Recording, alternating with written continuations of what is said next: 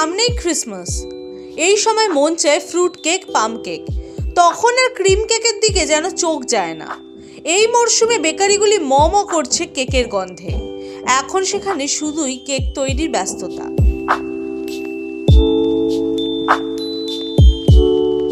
শ্যামনগরের বিবেকানন্দ এলাকায় 25 বছর ধরে বেকারি চালান লাভ পাল। তার বেকারিতে পাউরুটি ছাড়াও কেকও তৈরি হয়। লাভের দাবি, তার বেকারি এলাকার একমাত্র বেকারি যেখানে কেক তৈরি হয়, বাকি সব কটিতে পাউরুটি তৈরি হয়। বছরের এই সময় ক্রিম কেকের থেকে ফ্রুট কেকের চাহিদাই বেশি থাকে। 24 থেকে 25 বছর রানিং ব্যবসা, এই কেক পেস্ট্রির ব্যবসা। কেক হয়, বার্থডে কেক হয়, ফুড কেক হয়, তারপরে পাউরুটি হয়। বর্তমানে এই হচ্ছে। আগে toast frost, biscuit, bakery biscuit কিছু হতো। এখন লোকের অভাবে ওই সমস্ত কাজটা বন্ধ আছে। এই মুহূর্তে চালু আছে কেকের কাজ, আর ওই রাতে পাউরুটি হয়। বেশিরভাগই হচ্ছে বড়দিনে ফুড কেক। সাধারণত মানুষ ক্রিম কেকের উপরে অত মোহ না, ক্রিম কেকগুলো জন্মদিনে ব্যবহার করে। এই বড়দিনে সবাই চায় একটু ভিতরে কিশমিশ, কাজু, মোরব্বা থাকবে, আমরা সেই কেক খাবো। অতএব ক্রেজ বেশিরভাগই হচ্ছে ফুড কেকের উপরে।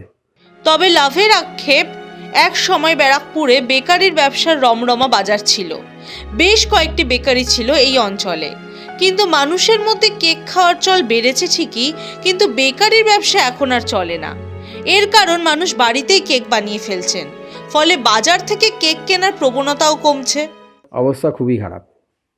বিগত লকডাউনের পর থেকে, যে লকডাউন হয়েছিল তারপর থেকে ব্যবসা যত দিন যাচ্ছে খারাপের দিকেই যাচ্ছে। অর্থনৈতিক দিক থেকেও খুব সমস্যা হয়ে যাচ্ছে, আর লেবার সমস্যা একটা ফ্যাক্টর আছে। কিন্তু বেকারি বেড়ে গেছে, হ্যান্ডমেড কেক হচ্ছে, বাড়িতে মানুষ কেক বানিয়ে নিচ্ছে, সেই ক্ষেত্রে অনেকটা কেস কমে যাচ্ছে।